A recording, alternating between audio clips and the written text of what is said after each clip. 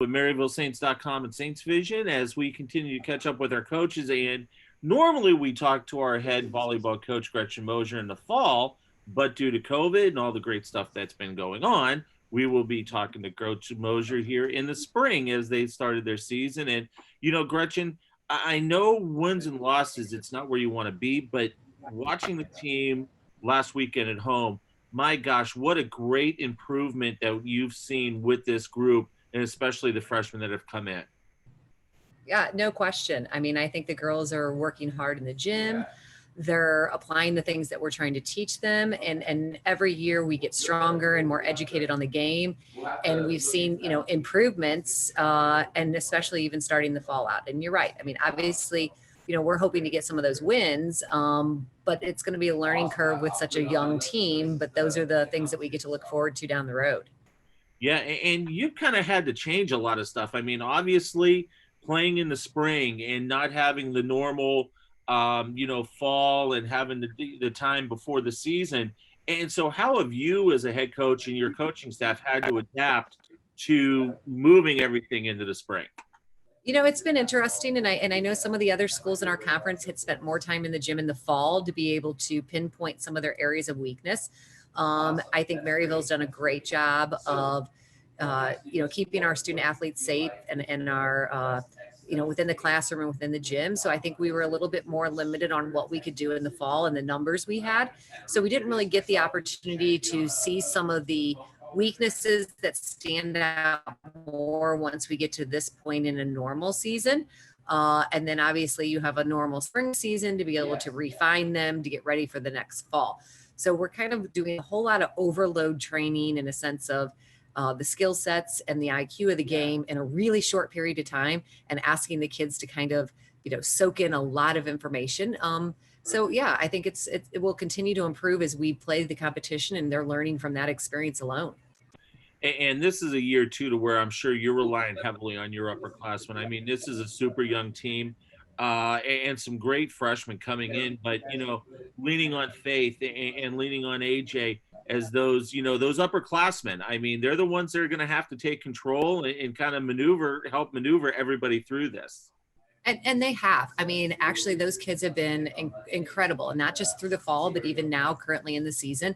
Obviously, our freshmen didn't have a normal preseason. They didn't have a normal first semester at a college life. I mean, nothing was kind of within that norm. And I think our upperclassmen really gave them the closest thing to normal within the restraints of what we had with COVID as possible. And the chemistry on the team and the culture is amazing, which I think is, part of why our environment is so pleasurable to be around. But those upperclassmen have done a great job of introducing kind of college volleyball and life as a college athlete to those kids to the best of their ability. No doubt. And the schedule makers did not make it any easy for us to, right out of the gate. You go Truman, then you turn around, play Umsel, then you get Lindenwood, taking on Quincy tonight. I mean, but once again, it's matches like this that will get the girls prepared for moving forward, especially with how, the new poll came out and you're looking at Rockhurst, Umsel, Quincy, Lewis. We've got 4 teams in the GLVC that are ranked in the top 10. I mean, and that's just unbelievable. Yeah, which, I mean, it is great. And I love to be able to play the hard competition. I think that's what makes us better. And that's where the kids, and I look at, other than the one set that we've had this season, we are competing with everybody within those numbers. And, as I explained to the girls, is we need to continue to compete regardless of what the outcome of each set is, because eventually us competing will give us the edge of, instead of being 5 points short, 5 points over.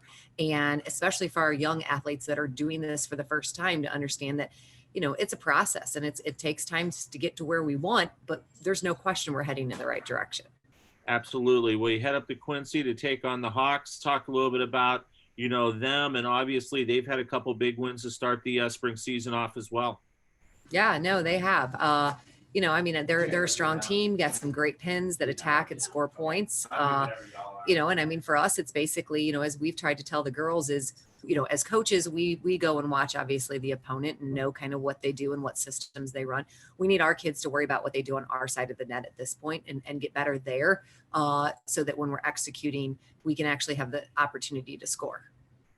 Outstanding stuff, Gretchen. Thanks so much for the time. I know it's busy, but we'll catch up with you next week as a new schedule change begins next week to where try matches on Saturdays for 3-team pods, and we'll talk a little bit about that and how it's all going to work next week. But good luck at Quincy, and we'll talk to you next week. Awesome. Thank you. Head coach Gretchen Moser of our women's volleyball team joins us, and once again, they'll take on Quincy. The game will be on the JLVC Sports Network, so you'll be able to watch it there. No fans permitted in the stands, so fans don't make a trip up to Quincy, but you'll be able to also follow all of our social medias. We'll have you covered wall to wall on how our volleyball team does up at Quincy. For Coach, I'm Jim Powers. Thanks so much for tuning into MaryvilleSaints.com and Saints Vision. Have a great week, and as always, go Saints.